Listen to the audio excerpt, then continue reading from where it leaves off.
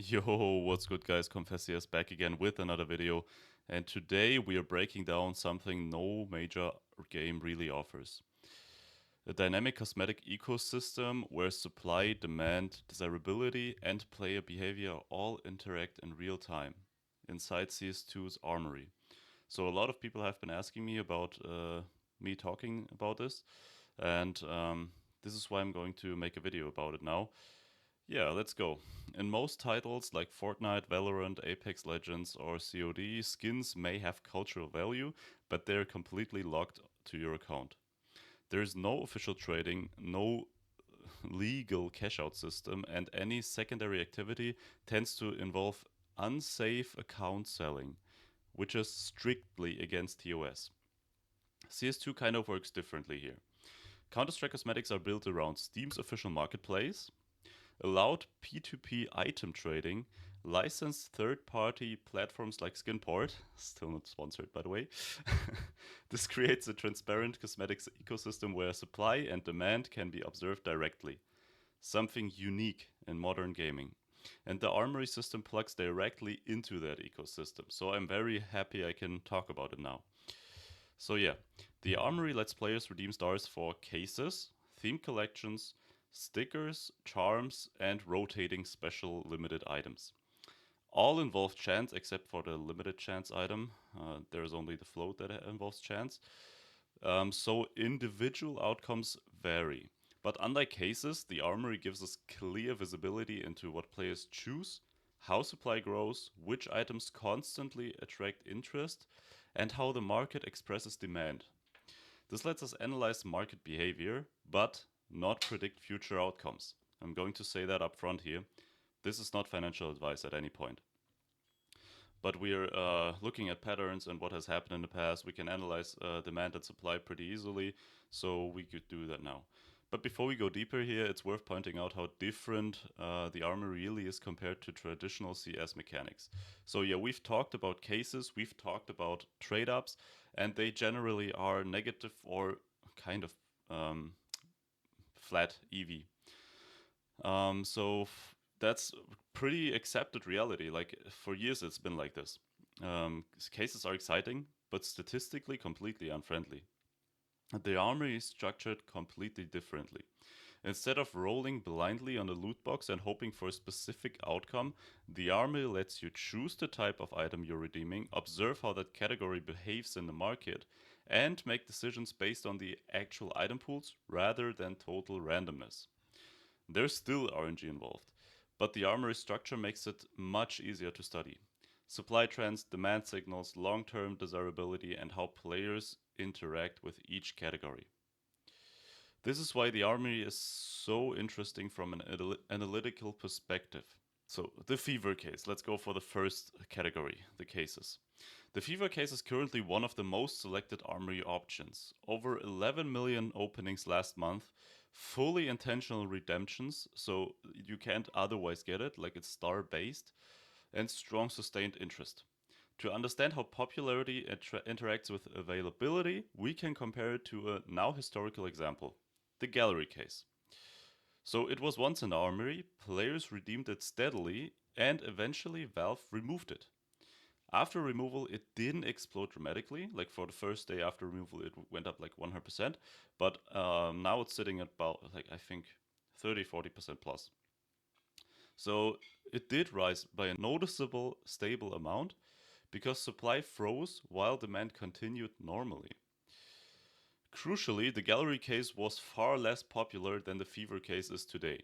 So while nothing is guaranteed, historical examples show here, when availability changes, the market tends to react, especially for items with high popularity. So let's go. We are going to analyze the collections now. Supply, release dates, and how it's normalized kind of. So the train collection was added March 31st of 2025. It's now 7.5 months old, kind of. So the Sports and Field collection and the Overpass collection released on October 1st, 2024. So they are about twice as old. But now we can look at the total supply of the high tier item.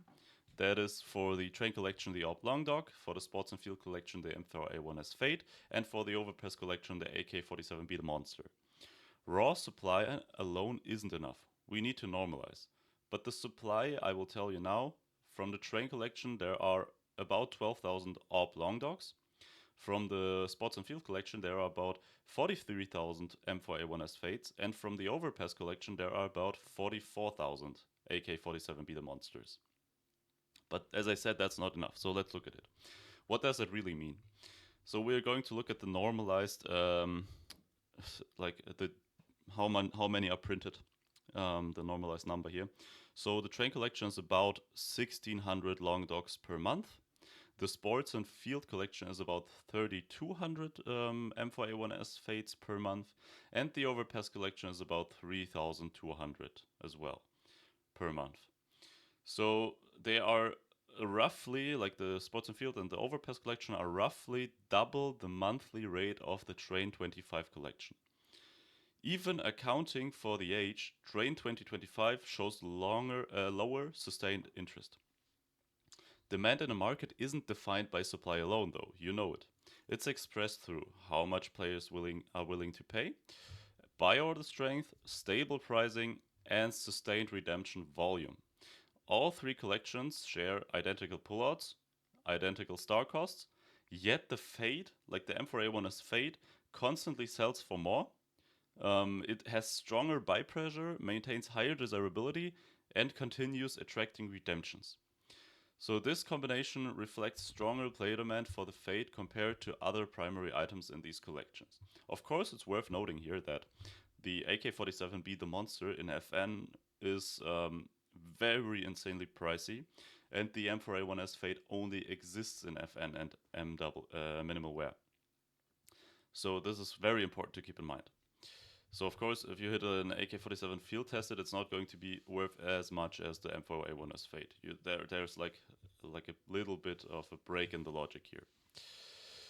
So now, what if Sports and Field leaves the Armory? This is not a prediction, just an observation of how markets typically behave here, or how the CS market typically behaves.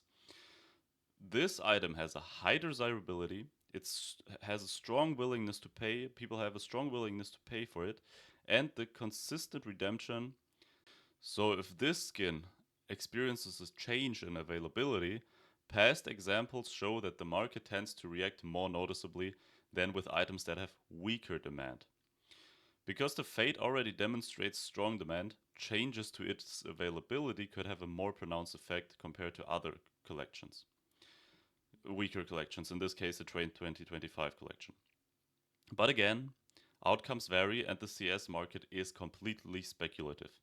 But as I said, it's still an open market, people are participating in it, and you can kind of track it pretty well. Now, for the next part, we still have stickers and charms to go through. So they have very high ROIs. Some of them have 120, 130%. Of course, as I said, you can hit a blue sticker, which would leave you with not a lot, but the red stickers and some purples and some pink stickers are very desirable already. So stickers are consumables. Of course, that kind of changed a little bit with the sticker slab. We'll talk about it right now. But when applied normally, they are permanent, they can't be removed, and they are removed from active circulation. This makes stickers supply decline over time. Because, of course, you can put it in a sticker slab, but if you only want one, yeah, okay, that's fine. But if you want a real sticker craft, you're going to need 4 or even 5 or even 6 with a sticker slab. So, the sticker slab slows stickers consumption kind of a little bit, because players can store stickers inside a slab, use it as a charm, and later retrieve the stickers if they want. This delays consumptions, but it does not really eliminate them. Many players will still craft normally, permanently consuming stickers, so long-term sticker supply still decreases, just more slowly. Now, charms are kind of different. They are not really consumable. They can be detached and attached, of course, and reused indefinitely. So they never leave circulation, except for if they are traded up and the charm basically vanishes with the trade up.